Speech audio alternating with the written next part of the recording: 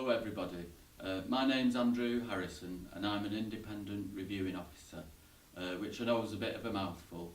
So sometimes we're known as IRO. So what does an IRO do, I hear you ask? It's a very good question and one that we'll try to answer in this video. A reviewing officer is somebody who's allocated to you because you've become looked after. Young people become looked after for a variety of reasons, and everybody's circumstances are very different, and it might be that you're living in a children's home, foster care, you could be living with a family member, or you could be living at home. Part of that you'll have a social worker. Part of their role is obviously to get to know you and make sure that a care plan is drawn up which meets all of your individual needs. So the IRO becomes involved when the care plan needs to be reviewed. It's important that your views are heard as part of that review, and part of that will make sure that we meet up and make sure that encourage you to participate in that review as much as possible. A review is a meeting that we have on a regular basis. The purpose of the review is to make sure that all of your needs are being met in regard to your placement, where you're living, and also to make sure that the plans that are in place are the right plans for you. It's also an opportunity for all the people who are involved in your care and also yourself to make sure that your views are represented and that everybody has a say about the care plan. The most important person in the review is yourself, and it's important that we get your views represented within that meeting. We can do that in various ways. Normally we like to meet up before the review just so that we can have a chat, get to know each other, try and understand how you'd like to participate in the meeting, whether you'd like to attend, how you'd like to join in the meeting, whether you'd just like to attend for 10 minutes at the end, what questions you'd like to ask. So we also provide a booklet before the review which gives some sort of questions which you can answer, and we can also make sure that that's put as part of the meeting. One of the other things that we'd consider is sort of your views about where you would like the meeting to take place. So it's about you being comfortable, really, and making sure that you're as relaxed as possible.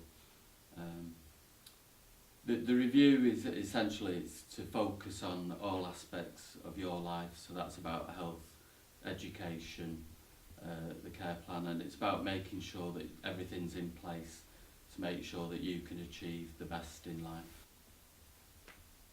What it means is the IRO takes responsibility to make sure that the care plan is appropriate to meet your needs, that where you're living is appropriate, and that all your needs are being met within that placement.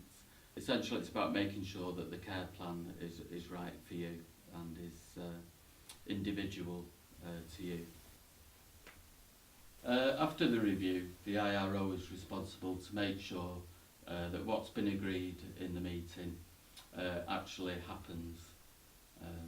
You'll also receive a record of the meeting so that you know what has been agreed and what has been said.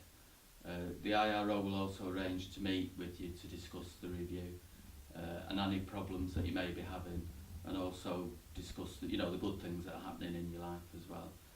So it's not always about the difficulties, it's about the positive things that are happening. The most important thing to remember is that it is your care plan and it's your review, and it's important that your voice is heard within that. Obviously it's very important that you are listened to and your views are recorded. If you feel that your view is not being listened to, it is important that the reasons for any decisions that you do not agree with are clearly explained to you. So we need to know how you are feeling and what you would like to happen. Sometimes it might be that there are decisions that are made that you don't agree with, but other people consider to be in your best interests. But part of that process is that we obviously make clear that we've considered what you've said, taken that on board, and obviously made sure that you've had an answer as to why people think that that's not the right plan for you. Obviously, if there's anything that you're not happy with, the IRO will support you to contact Children's Rights. The IRO will also make sure that you are aware that you're entitled to an advocate.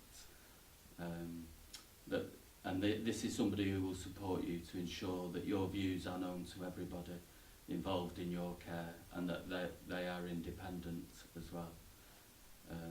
If the IRO is not happy with part of the care plan, they will raise this with your social worker to try and resolve the issue.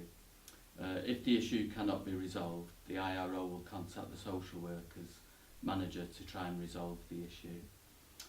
Remember, if there's anything that you're not happy with, contact your IRO.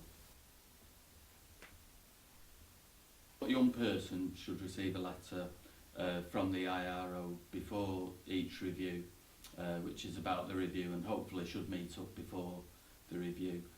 In between reviews, if a young person wants to contact the IRO, they can telephone the office, and the telephone number for that is 0161 603 4304.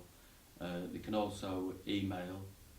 You should also have received a letter which has the personal contact details for your IRO detailed on that, and each IRO has their own personal mobile telephone number that you can contact them on. So thank you very much for listening to this video. I hope that you've had some of the questions that you'd like to ask about what an IRO does answered, and thank you for your time.